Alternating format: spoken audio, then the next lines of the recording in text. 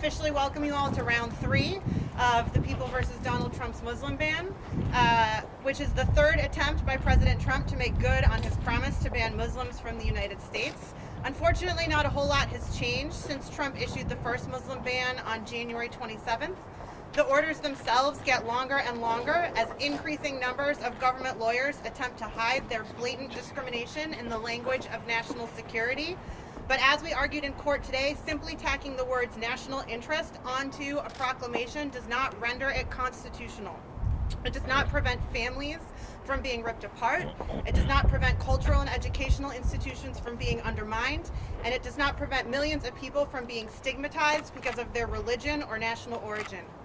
It took the U.S. government 120 years to apologize for the Chinese Exclusion Act.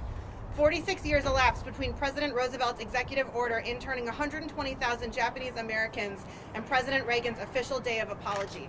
Today, we seek a preliminary injunction to prevent this newest iteration of the Muslim ban from ever becoming law.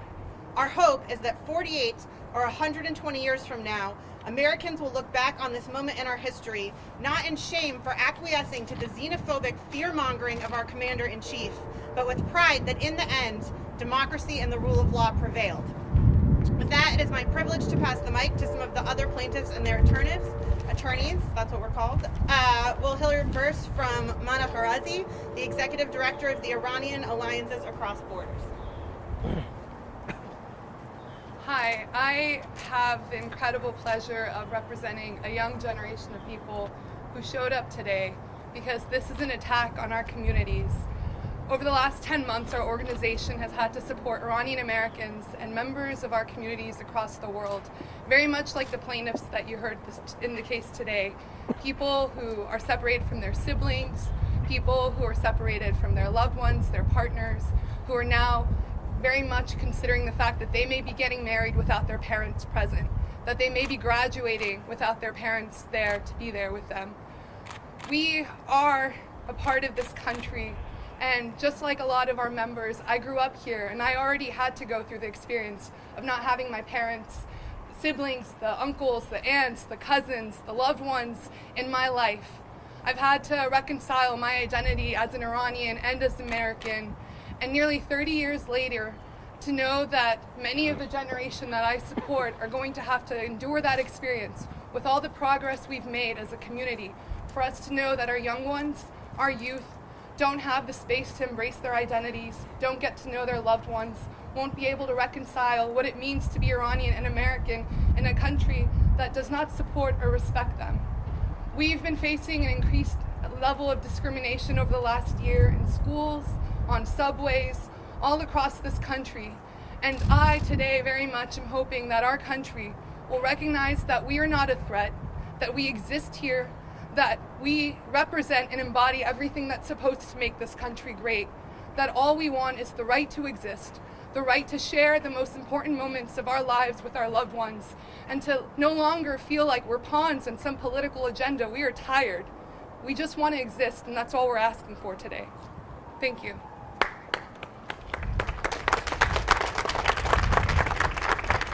Next, we'll hear from Dr. Debbie Al-Muntasser, board member of the Yemeni American Merchants Association. Good afternoon, everyone. I'm so humbled to be here today with incredible allies and members of the 8 affected countries to simply say all we want is the opportunity to be a part of the American fabric. The Yemeni American Merchants Association was birthed out of the Yemeni bodega strike on February 2nd, where Yemeni Americans who owned a close to 3,000 to 5,000 bodegas across New York City realized that their lives were threatened. Their lives were threatened because what they saw this country as was a place to have your American dream.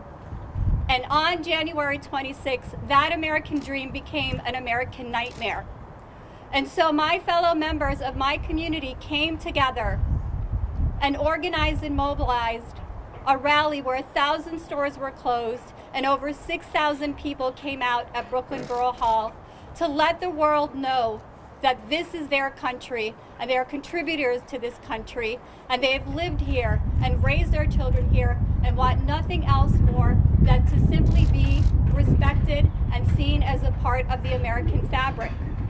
When I reflect on my own life as a Yemeni American, coming in the late 60s after my father sent for us, my father wanted us to have that American dream. He was a Ford Motor Company worker who worked very hard, sometimes 7 days a week, to support us. He put us through school. He made sure that we all got educated and that we were a part of the American fabric. My father loved nothing more than to speak highly of the United States. My father has passed away in 2011.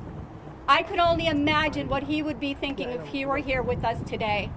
A country that he cried for, sweat for, turning on the American values that this country is all about.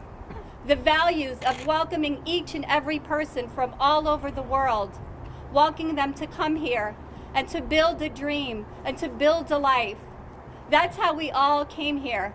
And I hope and pray that we will be able to tell our children in 20 years from now that we changed the course of this current time that we're in. And so I want to say to everyone here, let us not despair, to believe in our Constitution and what it has to offer us.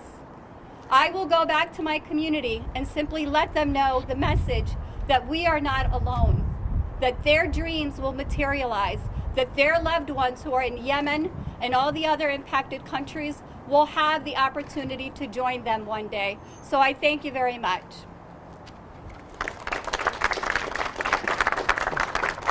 So, speaking of our Constitution and what it has to offer us, our next speaker is Omar Jagwat, Director of the Immigrants' Rights Project at the ACLU. Thanks, Becca. We heard a lot from the government today about how President Trump would like to hide behind his secretaries and his departments and say that this latest version of the ban is better because they've signed off on it.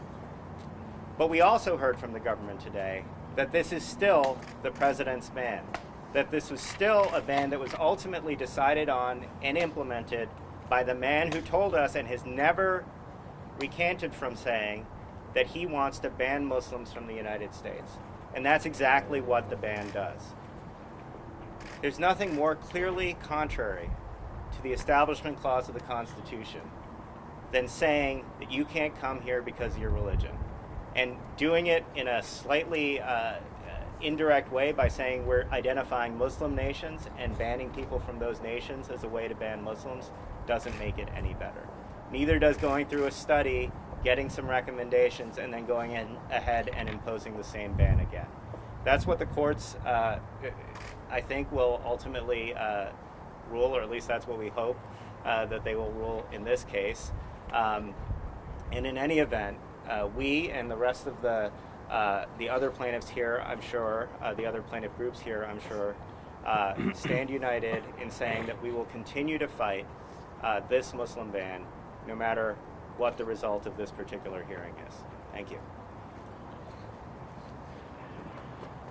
So along the vein of continuing to fight against the Muslim ban, Jonathan Smith, Legal Director of Muslim Advocates. Good afternoon. I just want to take a few moments just to recognize the tremendous acts of courage that we see, not just from some of the organizations that are represented, but from all the individuals who have taken the brave and courageous step of coming forward and telling their stories and making clear that a policy, a ban that says you can't come into this country simply because of what you believe or where you come from just isn't who we are as a country. And there are real harms, there's real challenges that come with that. And we also need to recognize that in addition to the harms that has on these individuals, the harms that it has on these organizations, it has a dramatic harm on our Constitution and our democracy. That quite simply, we are better than this. Our democracy is better than this. And the real question before this court, the real question before reform. This country is really whether the words in our Constitution, are they just words on a piece of paper, or are they principles that actually guide our actions and our deeds. And we hope that here the court will recognize that this Muslim ban has no place in our democracy, it has no place in our country. But regardless of what happens in this court and with this judge today, we will continue to fight against policies that are bigoted, that are discriminatory, are fundamentally un-American. Thank you.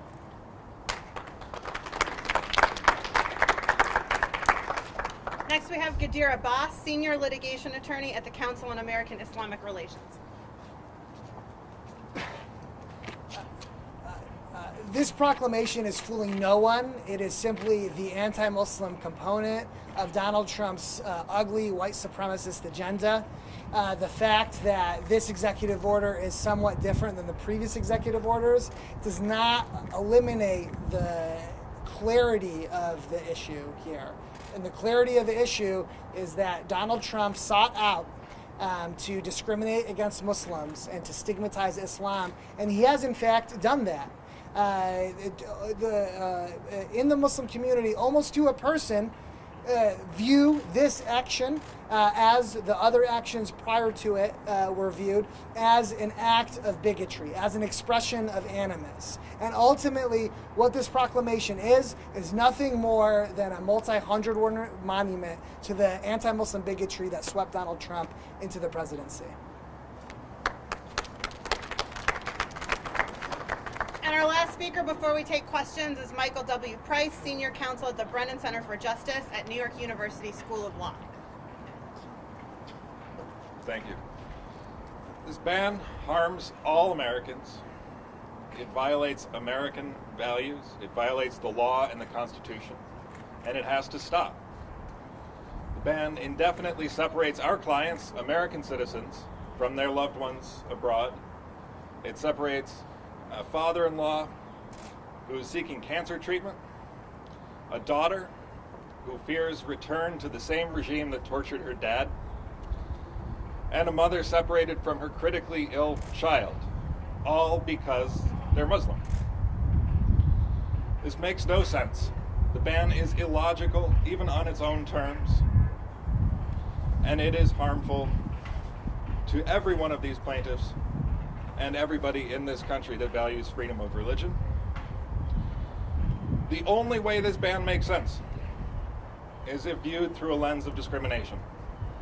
That's what it is.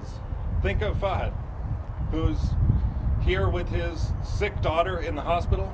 Her mother hasn't been able to visit her in 5 months. She'll be banned if the proclamation goes into effect on Wednesday. Think of Sumaya, whose sister wants to come here and be a researcher at Yale. She'll be banned if the proclamation goes into effect on Wednesday, and she has never been to Syria. This makes no sense. The only way to explain it is through religious animus, and it has to stop. Thank you.